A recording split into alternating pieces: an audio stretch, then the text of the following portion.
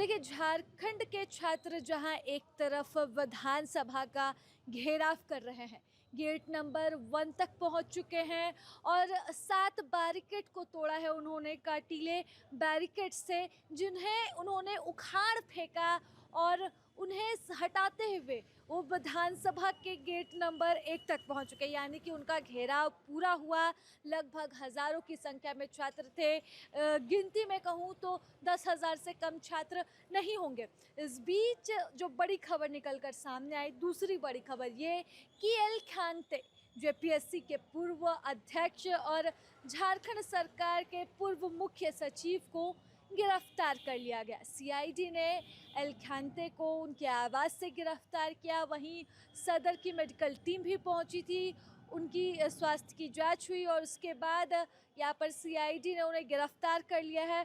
और यहाँ पर इस वक्त हम सिविल कोर्ट में मौजूद है, जहाँ एल खांगते की पेशी होनी है। एल खांगते को इसी कोर्ट में पेश किया जाएगा, क्योंकि ये नियम कहता है कि गिरफ्तारी के बाद सिविल कोर्ट में पेशी होगी।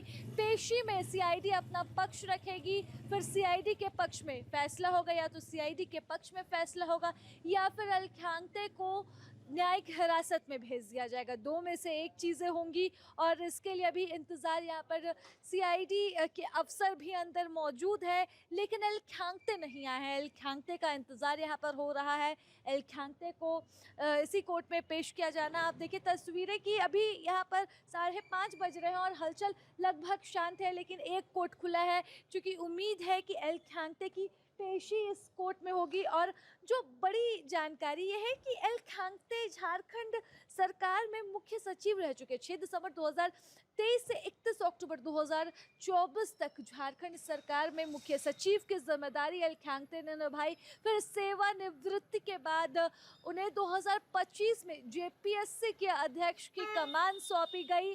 झारखंड बैच के आईएएस कैडर है एल खांगते, 2008 बैच के आईएएस कैडर है और यहीं से उनकी राजनीतिक शुरुआत होती है।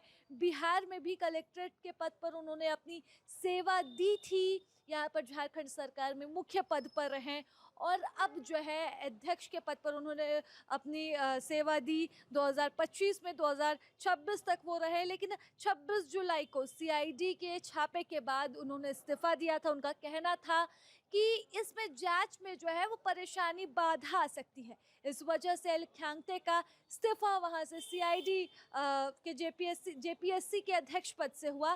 तो बड़ी जानकारी ये रही कि जब जेपीएससी के अध्यक्ष पद पर एल खांगते थे तो उन्होंने घूस ली थी टीडीपीएल कंपनी पर से। टीडीपीएल वही कंपनी है जिस कंपनी के नाम पर छात्र आक्रोशित है। टीडीपीएल ने जेपीएससी 14वीं पीटी सहित कुल 7 परीक्षाएं आयोजित करवाई थी और छात्रों की मांग थी कि ये सातों परीक्षाएं रद्द हो, और सरकार अभी भी इन मांगों पर सहमत नहीं है। तो जो बड़ी जानकारी निकल कर सामने आई कि एल खांगते ने 2 करोड़ रुपए में ये डील तय की थी, यानी कि छात्रों के भविष्य का सौदा 2 करोड़ में, मात्र 2 करोड़ में हुआ था। और सिर्फ इतना ही नहीं, टीडीपीएल का ये भी कहना था कि उनके तरफ से जिन भी नामों की सिफारिश होगी उन्हें नौकरी देनी है, चाहे कुछ भी हो जाए। और जो भी पैसा जेपीएससी की तरफ से टीडीपीएल कंपनी को परीक्षाएं आयोजित करवाने के लिए मिलती, उसका 20% जो है वो एल खांगते के पास जाता है। यानी कि सबका हिस्सा तय था